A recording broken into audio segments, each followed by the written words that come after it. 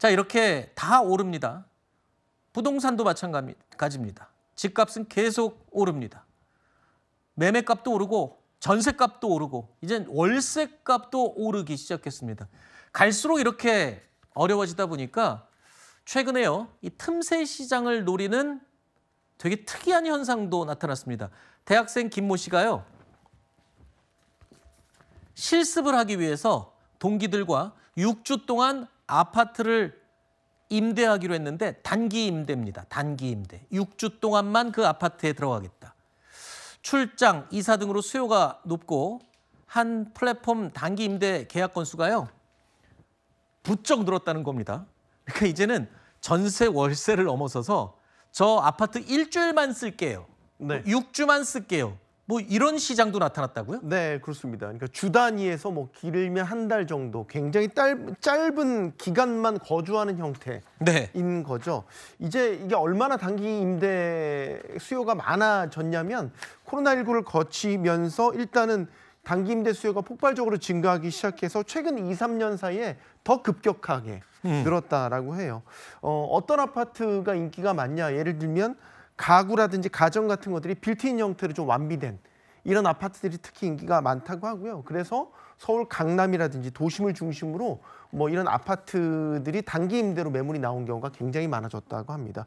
이게 오해하시면 안 되는 게 그 숙박 공유와는 좀 다른 개념인 그래요? 겁니다. 법적으로도 다릅니다. 단기 임대 임대예요? 주택 임대업이고 숙박 공유는 이제 숙박업에 해당되는 거죠. 되게 애매하긴 하네요. 네, 법적으로 좀 애매한 부분이 있긴 하지만 네. 구분이 된다는 말씀을 드리고 이게 왜 늘었는지를 봐야 되는데 일단은 장기 거주 부담에 묶이고 싶지 않은 수요들이 많으신 것 같아요. 이건 라이프 스타일의 좀 변화에 기인 하는데 예를 들어서 아까 뭐 출장, 지방 이런 다양한 이유들 때문에 장기로 이제 묶이는 것보다 단기적으로 유연하게 거주하고 싶다 이런 선호가 좀 강해지는 현상입니다. 알겠습니다.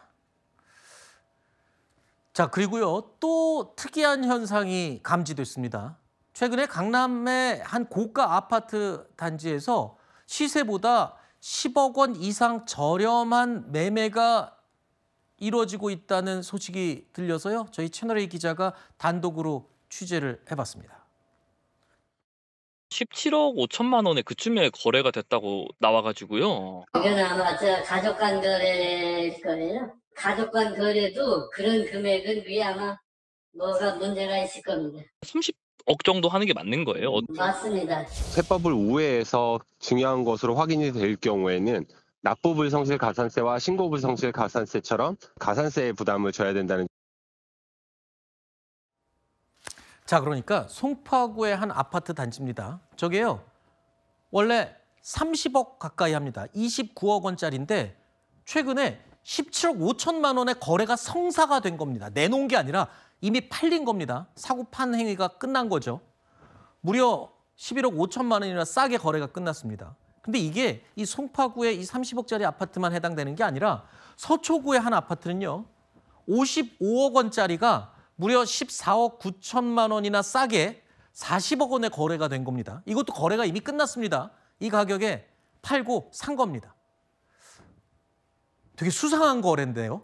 네, 수상한 거래죠. 네. 그러니까 아까 저기 부동산 업자분이나 전문가께서 얘기하신 것처럼 이런 경우는 보통은 이제 그 친족이나 특수관계인 간의 증여성 거래로 추정된다. 아하. 이런 분석이 가능한 거죠. 그러니까 지금 네. 아파트 비싼 거 갖고 있으면 보유세 내야 되고, 네. 그러자고 팔자니 팔면 더 오를 것 같고, 그러니까 증여를 해버린다. 네. 증여인데 증여를 그대로 이제 하면 세금 부담이 크니까 매매를 가장한 증여를 하는 거죠. 그러니까 매매했었을 때 내는 양도소득세라든지 취득세 부담, 증여를 했었을 때 내야 되는 증여세 부담이 확연히 차이가 나는 게 그게 고가 아파트일수록 증여 부담이 더 크죠. 큽니다. 누진 구조이기 때문에 최대 그쵸. 50%까지 부과가 되거든요.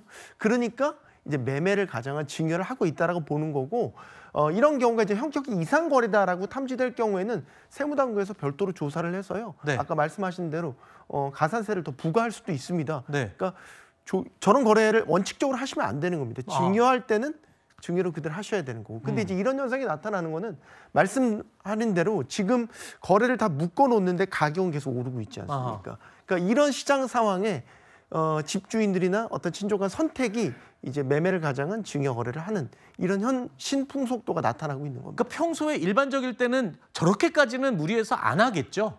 상식적으로 말이 안 되죠. 그렇죠. 말이 안 되는 거니까. 갑자기 저 수십억 하는 아파트를 십몇 억을 낮춰서 네. 거래를 한다? 그거는 상식적으로 납득이 안 가는 거죠.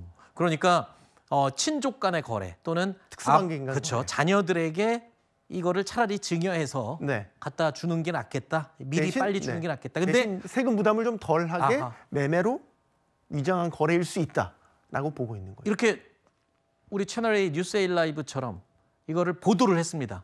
국세청에서 다 보고 있겠죠. 보고 있겠죠. 그러면 특별 조사에 정말로 들어갈 수도 있겠죠. 알겠습니다. 저는 기발한 방법이 아닙니다. 이 탈법, 불법 거래입니다.